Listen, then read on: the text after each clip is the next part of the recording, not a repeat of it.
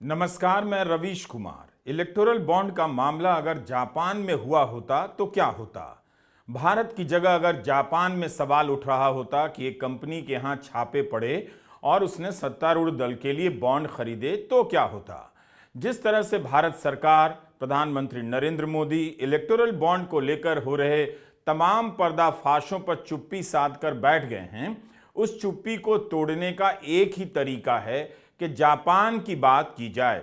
यहां हम साफ कर दें कि जापान विश्वगुरु नहीं है और ना उसके किसी प्रधानमंत्री ने विश्वगुरु बनने की बात कही है।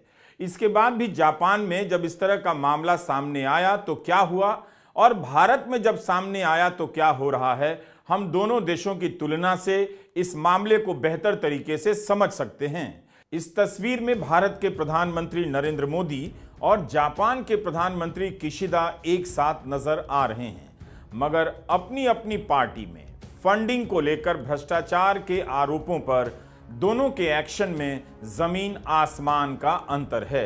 इसी साल जनवरी के महीने में जापान के प्रधानमंत्री किशिदा ने संसद में माफी मांगी। किस लिए माफी मांगी? क्योंकि उनकी लिबरल डेमोक्रेटिक पार्टी ने किसी कार्यक्रम के टिकटों की बिक्री का हिसाब ठीक से दर्ज नहीं किया। आरोप लगा कि 675 मिलियन येन यानी भारतीय रुपए में 52 करोड़ की राशि का भ्रष्टाचार हुआ है। पार्टी ने नियम के मुताबिक इस पैसे को हिसाब में नहीं दिखाया। पैसा गुप्त खातों में गया और चुनाव में इस्तेमाल हो गया। जैसे ही मामला सामने आया, किशिदा सरकार के 4 कैबिनेट मंत्रियों का इस्तीफा हो गया, 5 डिप्टी मंत्रियों का इस्तीफा हो गया। किशिदा ने अपनी पार्टी के इतने नेताओं के इस्तीफे ले लिए। प्रधानमंत्री ने इतने सारे लोगों को हटाकर उनकी जगह पर नए लोगों को मंत्री बना दिया। यही नहीं, यह मामला जनवरी का है और जांच हुई तो पार्टी के 3 सांसद और कई नेताओं पर भ्रष्टाचार के आरोप साबित भी हो गए। इतनी तेजी से सब कुछ हो गया। भारत के प्रधानमंत्री नरेंद्र मोदी चुप हैं, सिर्फ बॉन्ड के सवाल पर नहीं, मणिपुर से लेकर बृजभूषण सिंह के सवाल पर चुप रहे। 15 फरवरी को सुप्रीम कोर्ट का फैसला आ गया, 1 महीना हो गया, प्रधानमंत्री ने कोई एक्शन लिया, कोई जांच बिठाई, कोई बयान दिया। मीडिया रिपोर्ट में कई कंपनियों के बारे में जानकारियां आ चुकी हैं कि ईडी के छापे पड़ते रहे और कंपनियां बॉन्ड खरीदती रहीं। क्या आप जानते हैं कि इस दौरान ईडी का प्रमुख कौन था? संजय मिश्रा। इन्हें इतनी बार सेवा विस्तार मिल गया है कि सुप्रीम कोर्ट में याचिका डालनी पड़ी और तब जाकर कोर्ट के आदेश से इन्हें हटाना पड़ा। सुप्रीम कोर्ट ने कह दिया कि हटाइए, उसके बाद भी सरकार कोर्ट में चली गई कि 1 महीना और दे दीजिए। इलेक्टोरल बॉन्ड को लेकर केवल कंपनी और राजनीतिक दल पर संदेह नहीं उठे हैं, ईडी पर भी उठे हैं। तो किशिदा की तरह, जापान के प्रधानमंत्री किशिदा की तरह नरेंद्र दा इन मामलों में कोई एक्शन क्यों नहीं लेते हैं? बल्कि इतना सवाल उठा है, वे ईडी का बचाव ही लगातार करते हुए नजर आएंगे। आज नरेंद्र मोदी के पास भ्रष्टाचार की मोनोपोली है। इलेक्टोरल बॉन्ड्स का सिस्टम निकाला। मैं आपको समझाता हूं। यहां पे जो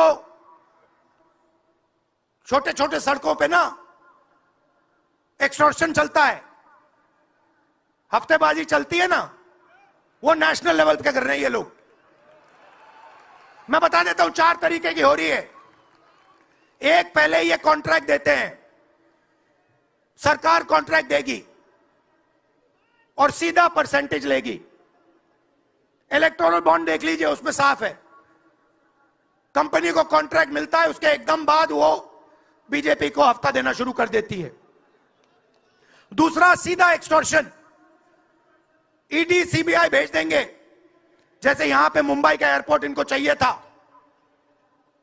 ईडी सीबीआई भेजी,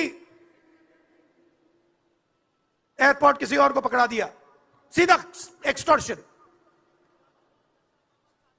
तीसरा, शेल कंपनी, जैसे यहां भी किसी ने कहा, अंबेडकर जी ने कहा, कंपनी की प्रॉफिट ही नहीं है और उससे ज्यादा पैसा वो बीजेपी को दे रही है। और चौथा, कॉन्ट्रैक्ट देने के पहले पैसा दो, कॉन्ट्रैक्ट लो। देखिए, मैं आपको एक बात कहता हूं, यहां मुंबई में किसी भी गुंडे को आप सीबीआई, ईडी और इनकम टैक्स पकड़ा दो, ठीक है, वो हो रहा है, वो ही हो रहा है। एक व्यक्ति ने इनको पकड़ रखा है, उनके पीछे एक और शक्ति है, वो कह रही है भैया आप देखो हमें ये एयरपोर्ट चाहिए। आपका एयरपोर्ट मुंबई का एयरपोर्ट है ना, आपने तो देखा, सीबीआई की इंक्वायरी हुई और उसके एकदम बाद मुंबई एयरपोर्ट अदानी जी को मिल गया। कितने ही नेता बीजेपी में चले गए जिन पर ईडी ने छापे मारे, इसकी गिनती मीडिया में होती रहती है। हमने कई बार इस पर वीडियो बनाए हैं। जब पार्टी तोड़ने के लिए ईडी के छापों का इस्तेमाल हुआ है तो चंदे के लिए क्यों नहीं हुआ होगा। हमने आपको जापान के प्रधानमंत्री का उदाहरण दिया। सोचिए किशिदा यहां होते तो इन सब पर किस किस तरह का एक्शन लेते। जापान के प्रधानमंत्री ने अफसोस जताया कि इस स्कैंडल के कारण राजनीति के प्रति अविश्वास बढ़ा है। इधर तो कोई टेंशन ही नहीं। जापान के प्रधानमंत्री ने कहा कि वे इसे ठीक करने के लिए तुरंत कार्रवाई करेंगे। संसद में माफी मांगी और यहां संसद में बहुमत के दम पर ऐसा कानून पास किया गया जिसे सुप्रीम कोर्ट ने असंवैधानिक करार दे दिया। उसके बाद भी कोई जवाब नहीं। क्या इसके लिए प्रधानमंत्री नरेंद्र मोदी ने माफी मांगी, कोई बयान दिया? जब भी संदेह होता है, खुद को संदेहों से ऊपर दिखाने के लिए प्रधानमंत्री नरेंद्र मोदी क्या करते हैं, आप खुद से सोचिए। हम कितनी बार आपसे कहें कि मणिपुर में इतनी हिंसा हो रही है, वहां गए तक नहीं। महिला पहलवान जंतर मंतर पर धरना देते देते थक गईं, कुश्ती को अलविदा कहकर चली गईं, तब भी प्रधानमंत्री ने कुछ नहीं कहा। उनकी पार्टी को खुद से बताना चाहिए था या नहीं? जो भी जानकारी आ रही है उस पर बोलना चाहिए था या नहीं? 8,251 करोड़ के चंदे से लैस भारत की सबसे धनिक पार्टी के पास इस बात का हिसाब ही नहीं है कि इलेक्टोरल बॉन्ड उसे किसने दिए। बीजेपी ने कहा कि कानून में नहीं था, लेकिन बीजेपी अपने पैसे का कुछ तो हिसाब रखती होगी। अपने नेताओं को बताने के लिए ही सही कि कौन सा चंदा किसने दिया, या गेट पर कोई भी पैसा छोड़ जाएगा, बॉन्ड छोड़ जाएगा, पार्टी भीतर ले आएगी और प्रचार में फूंकने लग जाएगी। अगर नियम नहीं होगा तो चुनाव आयोग ने किस नियम के तहत नवंबर 2023 में बीजेपी से बॉन्ड के खरीदारों का डिटेल मांगा होगा? चुनाव आयोग को चंदे की कोई जानकारी तभी दी जा सकती है जब उसका हिसाब किताब रखा जाता होगा या जाना चाहिए। इंडियन एक्सप्रेस की रिपोर्ट है कि बीजेपी ने 15 नवंबर 2023 को चुनाव आयोग से कह दिया कि इलेक्टोरल बॉन्ड की जानकारी रखने के लिए बाध्य नहीं है, ऐसा कोई कानून नहीं है और उसके पास डिटेल नहीं है। उसके पास डिटेल क्यों नहीं है? आपको कोई 5 रुपया देता है तो याद रखते हैं किसने दिया। आपके हर खर्चे का हिसाब रखा जाता है, मांगा जाता है, और यहां बीजेपी कह रही है उसके पास डिटेल नहीं है कि कौन करोड़ों रुपए के बॉन्ड खरीदकर पार्टी को दे दिया। कांग्रेस ने भी हिसाब नहीं दिया, सपा और जदयू ने भी नहीं दिया, तो क्या इसी आधार पर बीजेपी से सवाल नहीं बनेगा? कोई 1 करोड़ का बॉन्ड देकर गया है, जेम्स बॉन्ड तो नहीं आया होगा देने, किसी के दफ्तर से ही आया होगा, और वह 1 करोड़ से लेकर 1000 करोड़ तक का बॉन्ड किसी को पकड़ा कर तो नहीं चला जाएगा कि भीतर कोई मिले तो दे दीजिएगा। दफ्तर में गया होगा, पानी पिया होगा, पूछा होगा नड्डा जी आज आए हैं या नहीं, या ऐसे ही देकर चला गया। और बीजेपी ने बॉन्ड रख लिया, भाई बॉन्ड देने आए थे, पानी के लिए भी नहीं पूछा, ऐसा तो नहीं हो सकता है। मान लीजिए कोई अर्बन नक्सल ही बॉन्ड दे गया हो, तब यह भी तो हो सकता है। क्या बीजेपी ले लेगी? कमाल है। दफ्तर में जो आता होगा उसका नाम रजिस्टर में लिखा जाता होगा, रिकॉर्डिंग होती होगी, मगर जो बॉन्ड लेकर आता होगा उसका नाम कहीं दर्ज नहीं होता है। इसे कहते हैं पारदर्शिता। दूसरे से कागज मांगने वाली पार्टी अपना कागज सही नहीं रखती और मांगने पर कहती है कागज नहीं है, दिखाने के नियम नहीं है। विपक्ष से कहा जा रहा है कि वह चंदे की जानकारी दे, लेकिन जो पार्टी कानून लेकर आई, क्या उसे आगे बढ़कर जानकारी नहीं देनी चाहिए? इकोनॉमिक टाइम्स में राहुल त्रिपाठी की एक रिपोर्ट छपी है। इसमें बताया गया है कि 7 साल पहले सीएजी ने लॉटरी के कारोबार में कई तरह की अनियमितताओं का उल्लेख अपनी रिपोर्ट में किया। उसके बाद गृह मंत्रालय ने लॉटरी रेगुलेशन एक्ट के नियमों में संशोधन करने का प्रस्ताव दिया, मगर इस मार्केट की बड़ी कंपनियों के दबाव के कारण सरकार रुक गई। अगर सरकार ने नियम बना दिए होते तो सैंटियागो मार्टिन जैसी कंपनी पर निगरानी और सख्ती बढ़ सकती थी। इस अकेली कंपनी ने 1300 करोड़ से अधिक के बॉन्ड खरीदे हैं। डीएमके को सबसे अधिक इन्हीं से 509 करोड़ मिले हैं, मगर बाकी पैसा किसे दिया, क्या यह जानना जरूरी नहीं। डीएमके ने तो खुद से बता दिया कि 509 करोड़ मिला है, तो बीजेपी क्यों नहीं बता सकती? बीजेपी के साथ कांग्रेस और तृणमूल सहित तमाम दलों को बताना चाहिए। यह कैसे हो सकता है कि उन्हें पता ही नहीं कि किसने बॉन्ड दिया? अगर यही है तब तो स्टेट बैंक को ही मिलाकर बताना चाहिए कि किस बॉन्ड का पैसा किसके खाते में गया।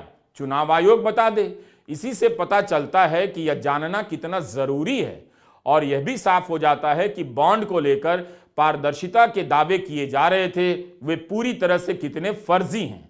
2019 में बीजेपी ने 10 करोड़ का बॉन्ड भुनाया। यह बॉन्ड कर्नाटका विधानसभा चुनाव में मिला, लेकिन भुनाने की तारीख बीत जाने के बाद भुनाया गया। जब यह खबर आई तब साफ नहीं था कि बीजेपी ने भुनाया है या किसी और ने, लेकिन जिस तरह से तारीख समाप्त हो जाने के बाद नियमों में छूट देकर बॉन्ड भुनाया गया, उससे इशारा यही था कि यह काम बीजेपी के लिए हुआ है। लेकिन अब साफ हो गया है कि 10 करोड़ का बॉन्ड बीजेपी ने भुनाया है। चुनाव आयोग की जानकारी के बाद यह सारी चीजें स्पष्ट हो रही हैं। 7 मार्च के वीडियो में हमने आपको बताया था कि रिपोर्टर्स कलेक्टिव के पत्रकार नितिन सेठी ने नवंबर 2019 में हफ पोस्ट के लिए रिपोर्ट किया कि सरकार ने एसबीआई को आदेश दिया कि वो एक्सपायर हो चुके बॉन्ड को भी स्वीकार करे, जबकि कानून के मुताबिक इसकी अनुमति नहीं थी और ये मनी लॉन्ड्रिंग के कानून के विरुद्ध था। तो कानून नहीं था, मगर आदेश देकर बॉन्ड भुनाया गया। और जब हिसाब मांगा जा रहा है कि किसने आपको बॉन्ड दिया, तो कह रहे हैं हिसाब नहीं रखा क्योंकि कानून नहीं था। नितिन सेठी ने दिखाया है कि प्रधानमंत्री कार्यालय ने वित्त मंत्रालय को आदेश दिया था इसके लिए। अब रिपोर्टर्स कलेक्टिव ने बॉन्ड की जानकारी से मिलान कर पाया है कि वो बॉन्ड भाजपा के द्वारा भुनाए गए थे। उस समय वित्त मंत्रालय का कार्यभार अरुण जेटली के पास था, जो इस कानून के जन्मदाताओं में से एक थे। इलेक्टोरल बॉन्ड के बहाने प्रधानमंत्री की चुप्पी, उनकी नैतिकता और उन्हें समझने का प्रयास कर रहे हैं हम। ये न्यूज़ चैनल न्यूज़ 18 का पोस्टर है जो इंडियन एक्सप्रेस के पहले पन्ने पर छपा था। इसमें जितने भी चेहरे हैं सभी सत्ता पक्ष से हैं, बाकी गैर राजनीतिक वक्ताओं के भी हैं, विपक्ष का एक भी वक्ता नहीं। प्रधानमंत्री को मिलाकर 7 मंत्री सीधे सरकार से हैं। नाम ग्लोबल रख दिया गया है, तो क्या विपक्ष को ग्लोबल विषय पर बोलने नहीं आता? कोई नेता ही नहीं मिला। जनवरी महीने से प्रधानमंत्री नरेंद्र मोदी न्यूज़ चैनलों के कार्यक्रम में जा रहे हैं। वहां 30 मिनट तो कभी 34 मिनट तो कभी 54 मिनट का भाषण दे आते हैं। 15 फरवरी को सुप्रीम कोर्ट का फैसला आया। उसके एक महीने के बाद 16 मार्च को उन्होंने इंडिया टुडे के कार्यक्रम में 52 मिनट का भाषण दिया, मगर इलेक्टोरल बॉन्ड पर कुछ भी नहीं कहा। 19 मार्च को न्यूज़ 18 के कार्यक्रम में प्रधानमंत्री बोलने वाले हैं। जापान के प्रधानमंत्री किशिदा होते तो शायद इसका ख्याल रखते कि आचार संहिता लागू है, न्यूज़ चैनल में जा सकते हैं, बशर्ते उनका इंटरव्यू हो, सवाल जवाब हो। लेकिन यहां प्रधानमंत्री को खुला मंच दिया जा रहा है और वे भाषण देकर चले आ रहे हैं। एक तरह से विपक्ष के साथ अन्याय हो रहा है, क्योंकि उसके किसी नेता को 1 घंटे तक बोलने का स्लॉट या समय नहीं दिया जा रहा है। किसी कार्यक्रम में इंटरव्यू होता है विपक्ष के नेताओं का, मगर इस तरह के भाषण नहीं। अगर प्रधानमंत्री नरेंद्र मोदी इसी तरह 8-10 चैनलों में भाषण दे आए तो यह विपक्ष के साथ कितना बड़ा अन्याय होगा। उन्हें तो अपनी बात रखने का मंच ही नहीं मिलता। किसी भी स्तर से यह लेवल प्लेइंग फील्ड नहीं है। क्या चुनाव आयोग इस मामले में लेवल प्लेइंग फील्ड को सुनिश्चित करेगा, कर पाएगा? अपने जितने भी हमारे चुनाव कराने कर्मी जाएंगे उनसे मैं फिर से एक बार अपील करना चाहता हूं, आज सुन रहे होंगे कहीं ना कहीं, कि लेवल प्लेइंग फील्ड प्रोवाइड करना उनका परम धर्म है। इसमें से कतई भी कोताही ना बरतें। उनको बताया गया है, इंस्ट्रक्शंस दी गई हैं, अगर बरतेंगे तो will be ruthless in dealing, because majority ऐसा नहीं करती। अगर 1-2 करेगा तो उसकी वजह से हम अपने इलेक्शंस को बदनाम नहीं होने देंगे। Will be ruthless. इन सभी प्रसंगों का इलेक्टोरल बॉन्ड से गहरा संबंध है। हिंदी अखबारों ने इसे व्यापक रूप से नहीं छापा। कंपनियों को लेकर उस तरह से पड़ताल नहीं की जिस तरह से रिपोर्टर्स कलेक्टिव, न्यूज मिनट और स्क्रोल ने की। ये सभी शानदार वेबसाइट हैं, आपको जाना चाहिए और इन्हें आर्थिक मदद भी देनी चाहिए। भारत की जनता को इसका पता ही नहीं है कि इतना बड़ा गेम हो गया। यह कांग्रेस सांसद मनीष तिवारी का ट्वीट है। उनके फोन के व्हाट्सएप में प्रधानमंत्री मोदी का मैसेज आ गया। विदेशों में रहने वाले भारतीयों के व्हाट्सएप में यह पत्र मिल रहा है। चुनाव आयोग से शिकायत हुई है। तृणमूल सांसद साकेत गोखले लगातार इस बात को उठा रहे हैं। कांग्रेस सांसद मनीष तिवारी ने पूछा है कि इतना डेटा किसके पास है? क्या यह सरकार का काम है जो सबके फोन पर प्रधानमंत्री का पत्र भेजा जा रहा है? अगर यह संभव है तो मेरा सवाल एक और है, क्या इसी तरह से चुनाव आयोग को सबके व्हाट्सएप पर चुनावी चंदे के धंधे की जानकारी एक पत्र में लिखकर नहीं भेज देनी चाहिए? आयोग को नहीं बताना चाहिए कि चंदे का भांडा फूट गया है, आप मतदाता सतर्क हो जाएं, हिंदी के अखबार छाप नहीं रहे हैं तो आयोग बता रहा है ताकि लेवल प्लेइंग फील्ड बन जाए। जनता पार्टी की सरकार के समय एक नियम बना कि दूरदर्शन पर विपक्षी दल को भी जगह मिलेगी। दूरदर्शन का मतलब केवल सत्ताधारी दल नहीं है। क्या यही नियम प्राइवेट गोदी मीडिया चैनलों पर भी लागू नहीं हो सकता है? 1998 के बाद से भारत में जितने भी चुनाव हुए, दूरदर्शन और ऑल इंडिया रेडियो के लिए अनिवार्य किया गया कि वे राष्ट्रीय पार्टियों और मान्यता प्राप्त क्षेत्रीय पार्टियों को भी प्रसारण का वक्त देंगे। ये 23 मार्च 2019 की प्रेस रिलीज है जो चुनाव आयोग की है। इसमें उन्हीं नियमों को दोहराया गया है जो 1999 के लोकसभा चुनाव से चले आ रहे हैं कि दूरदर्शन के नेशनल चैनल पर सभी राष्ट्रीय दलों को कम से कम 10 घंटे का प्रसारण देना होगा। दूरदर्शन के क्षेत्रीय केंद्रों पर 15 घंटे का प्रसारण देना अनिवार्य है। इसी तरह ऑल इंडिया रेडियो के लिए भी नियम बनाए गए, क्षेत्रीय दलों को भी अवसर दिया गया। तो इस तरह सरकारी चैनलों पर चाहे सत्तारूढ़ दल हो या विपक्षी दल, सभी को अवसर दिया गया। तो यही नियम प्राइवेट चैनलों के लिए क्यों नहीं लागू हो सकते हैं? गोदी चैनलों पर प्रधानमंत्री अगर एक एक घंटा भाषण दे सकते हैं, उसके बीच कोई विज्ञापन का ब्रेक नहीं लिया जाता है, तो विपक्ष के नेताओं को भी वही स्पेस क्यों नहीं मिलना चाहिए? क्या आपको इसमें कोई बेईमानी नजर नहीं आती? नवंबर 2022 का एक आदेश देखिए। केंद्रीय सूचना प्रसारण मंत्रालय का आदेश है कि सभी प्राइवेट चैनलों को हर दिन आधा घंटा राष्ट्रीय और सामाजिक महत्व के कार्यक्रम दिखाने होंगे। यह उनका समाचार सेवा दायित्व का हिस्सा होगा।